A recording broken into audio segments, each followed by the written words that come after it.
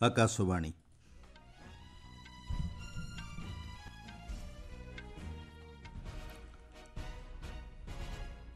संवाद पढ़ुछंती सत्यव्रत बेहुरा।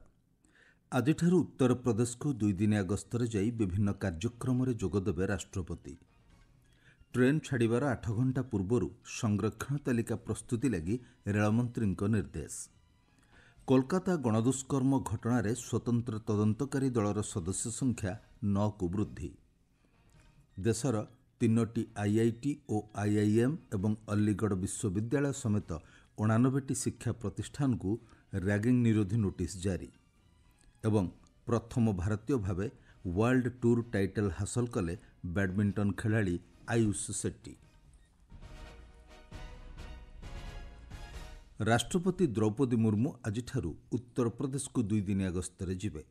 गस्त काल राष्ट्रपति बरेली और गोरखपुर रे विभिन्न कार्यक्रम रे जोग देबे। प्रथम दिन में राष्ट्रपति बरेली स्थित भारतीय प्राणी चिकित्सा गवेषणा संस्थानर 11 समावर्तन समारोह रे उद्बोधन देबे। झारखंड राज्यपाल संतोष गंगवार, केंद्र कृषि मंत्री शिवराज सिंह चौहान एवं कृषि राष्ट्रमंत्री भागीरथ चौधरी एही कार्यक्रम रे जोग देबे। परे राष्ट्रपति गोरखपुर जाई 3टी मुख्य कार्यक्रम रे अंशग्रहण करिवे। सेठारे राष्ट्रपति गोरखपुर अखिल भारतीय चिकित्सा विज्ञान संस्थान एम्स र प्रथम समावर्तन समावेश रे जोग देई मेधावी छात्र छात्री मानकु पदक प्रदान करिवे। राष्ट्रपति आसंताकाली गस्तर द्वितीय दिन में गोरखपुर ठारे उत्तर प्रदेश प्रथम महाजोगी गुरु गोरखनाथ आयुष विश्वविद्यालय उद्घाटन करिवे। पर से विश्वविद्यालय परिदर्शन कर सेठाकार ऑडिटोरियम पंचकर्म केन्द्र मध्य उद्घाटन करने सह एक छात्रावासर शिलान्यास करिवे। राष्ट्रपति आज और आसंताकाली गोरखनाथ मंदिर परिदर्शन कर स्वतंत्र दर्शन सह प्रसाद उत्सव में जोगदेवे। राष्ट्रपति गस्त को दृष्टि रखी उभय बरेली और गोरखपुर में कड़ा सुरक्षा व्यवस्था ग्रहण करा जायछि। आसंता जुलाई 3 तारिखर पवित्र अमरनाथ यात्रा आरंभ होउछि। एही यात्रा को श्रृंखलित करने उपरे प्रधानमंत्री नरेंद्र मोदी गुरुत्व आरोप करिसेंति। गतकाली आकाशवाणी मन की बात कार्यक्रम रे प्रधानमंत्री कहिसेंति धार्मिक यात्रा सेवा भावना पई सुजोग प्रदान करिथाय। देशर सबुआडे विभिन्न पर्वपर्वाणी और यात्रा एक भारत श्रेष्ठ भारतर भावना सृष्टि करिथाय बोली प्रधानमंत्री कहिसेंति। 3 जुलाई से पवित्र अमरनाथ यात्रा शुरू होने जा रही है और सावन का पवित्र महीना भी कुछ ही दिन दूर है। अभी कुछ दिन पहले हमने भगवान जगन्नाथ जी की रथ यात्रा भी देखी है। ओडिशा हो, गुजरात हो या देश का कोई और कोना, लाखों श्रद्धालु इस यात्रा में शामिल होते हैं। उत्तर से दक्षिण, पूरब से पश्चिम, ये यात्राएं एक भारत श्रेष्ठ भारत के भाव का प्रतिबिंब है। रेलमंत्री अश्विनी वैष्णव ट्रेन छाड़िबार 8 घंटा पूर्वरु संरक्षण तालिका प्रस्तुति लगी निर्देश देइछन्ति। पर्यायक्रमे एही व्यवस्था कार्यकारी करिबा लगी से कहिछन्ति। ट्रेन छाड़िबार 8 घंटा पूर्वरु संरक्षण तालिका प्रस्तुत हेले टिकेट पई अपेक्षारत यात्री माननकु सठिक सूचना मिलि परिबो बोली से कहिछन्ति। आगामी दिन में रेलसेवा क्षेत्र में स्वच्छ और सठिक ढंग से टिकेट व्यवस्था करा जिबा उपरे श्री वैष्णव गुरुत्व आरोप करिसेंति। रेल यात्रा लगी टिकेट बुकिंग प्रक्रिया को आहुरी सहज करने निमंते केतक पदक्षेप निया जाउथिबा जणा पड़िछि। वर्तमान व्यवस्था को उन्नीत करा जाई जेभଳି यात्री संरक्षण व्यवस्था आहुरी 10 गुण वृद्धि पाई परिबो से नै व्यवस्था करा जाउछि। रेलमंत्री कहिसेंति एहा फଳରେ गोटिए मिनिट रे 1,50,000 अधिक टिकेट क्रय करा जाई परिबो। चलित वर्ष शेष सुधा यह व्यवस्था सक्रिय ढंग से कार्य करिबो बोली से कहिसेंति। अन्य पक्षरे टिकेट इनक्वारी व्यवस्था रे परिवर्तन अणाଯାଇ गोटिए मिनिट रे 4 लाख परिवर्ते 40 लाख इनक्वारी करा जाई परिबो। आसंता काली ठारू आईआरसीटीसी वेबसाइट एवं मोबाइल ऐप जरिया रे केवल पंजीकृत व्यवहारकारी माने टिकेट क्रय करि परिबे।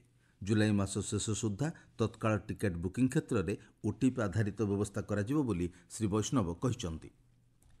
कोलकाता कस्बा आईन महाविद्यालय घटिथिबा गणदुष्कर्म घटनार तदंत लगी गठित स्वतंत्र तदंतकारी दलर सदस्य संख्या 5 रु 9 को वृद्धि करा जायछि। घटना को विरोध करी विभिन्न राजनैतिक दल पक्षरु विक्षोभ प्रदर्शन करा जाउछि। केंद्र शिक्षा मंत्री धर्मेंद्र प्रधान तृणमूल कांग्रेस सरकार को समालोचना करी कहिसेंति पश्चिमबंग में अघोषित जरूरीकालीन परिस्थिति जारी रहिछि।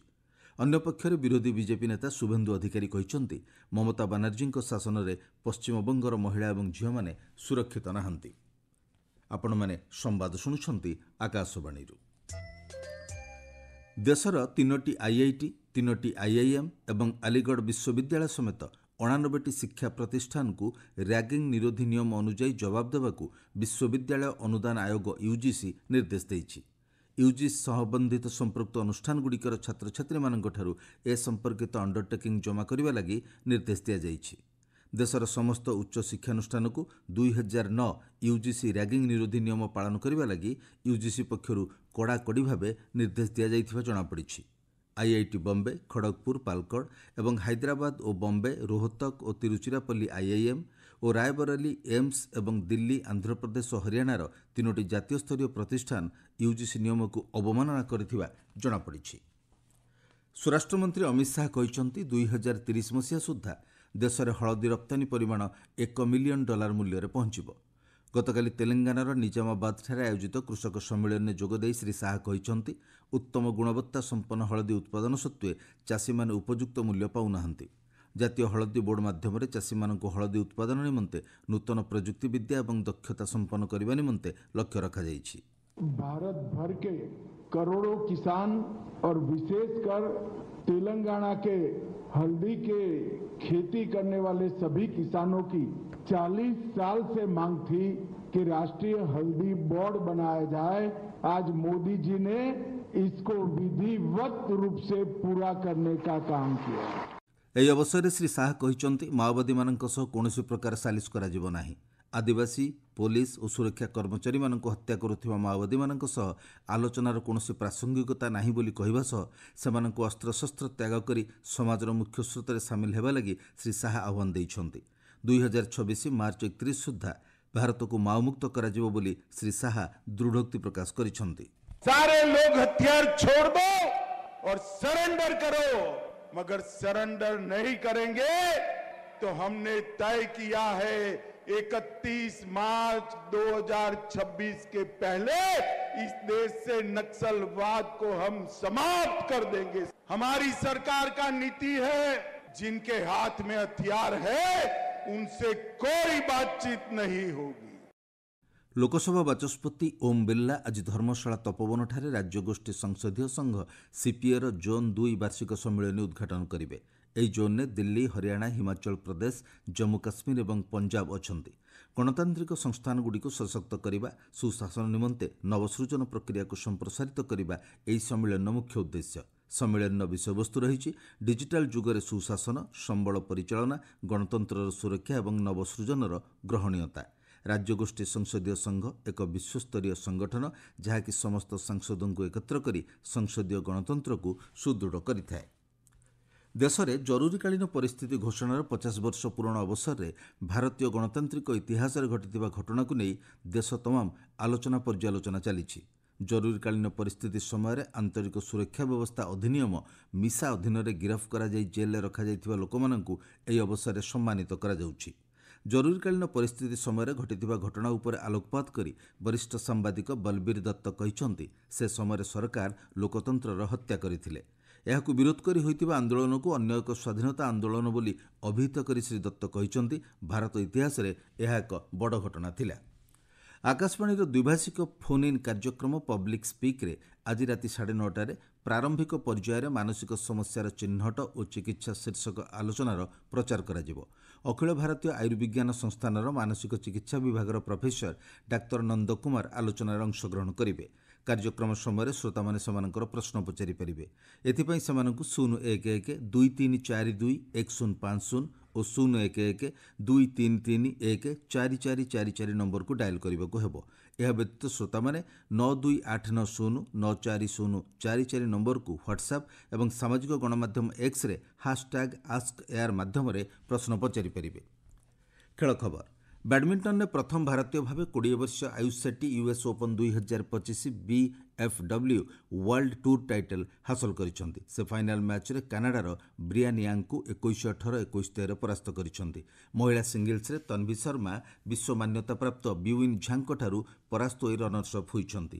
FIH ପ୍ରୋ ଲିଗ୍ରେ ଭାରତୀୟ ମହିଳା ହକି ଟିମ୍ ଅଷ୍ଟମ ଥର ଲାଗି ପରାଜୟ ବରଣ କରିଛନ୍ତି। ମୁଖ୍ୟ ସମ୍ବାଦ ପୁଣିଥରେ। ଆଜିଠାରୁ ଉତ୍ତରପ୍ରଦେଶକୁ 2 ଦିନିଆ ଗସ୍ତରେ ଯାଇ ବିଭିନ୍ନ କାର୍ଯ୍ୟକ୍ରମରେ ଯୋଗଦେବେ ରାଷ୍ଟ୍ରପତି। ଟ୍ରେନ୍ ଛାଡ଼ିବାର 8 ଘଣ୍ଟା ପୂର୍ବରୁ ସଂରକ୍ଷଣ ତାଲିକା ପ୍ରସ୍ତୁତି ଲାଗି ରେଳମନ୍ତ୍ରୀଙ୍କ ନିର୍ଦ୍ଦେଶ। କୋଲକାତା ଗଣଦୁଷ୍କର୍ମ ଘଟଣାରେ ସ୍ୱତନ୍ତ୍ର ତଦନ୍ତକାରୀ ଦଳର ସଦସ୍ୟ ସଂଖ୍ୟା 9କୁ ବୃଦ୍ଧି। ଦେଶର 3ଟି ଆଇଆଇଟି ଓ ଆଇଆଇଏମ୍ ଏବଂ ଆଲିଗଡ଼ ବିଶ୍ୱବିଦ୍ୟାଳୟ ସମେତ 89ଟି ଶିକ୍ଷା ପ୍ରତିଷ୍ଠାନକୁ ର୍ୟାଗିଂ ନିରୋଧୀ ନୋଟିସ୍ ଜାରି ଏବଂ ପ୍ରଥମ ଭାରତୀୟ ଭାବେ ୱାର୍ଲଡ ଟୁର୍ ଟାଇଟଲ ହାସଲ କଲେ ବ୍ୟାଡମିଣ୍ଟନ ଖେଳାଳି ଆୟୁଷ ସେଟ୍ଟି। ସମ୍ବାଦ ଶେଷ ହେଲା।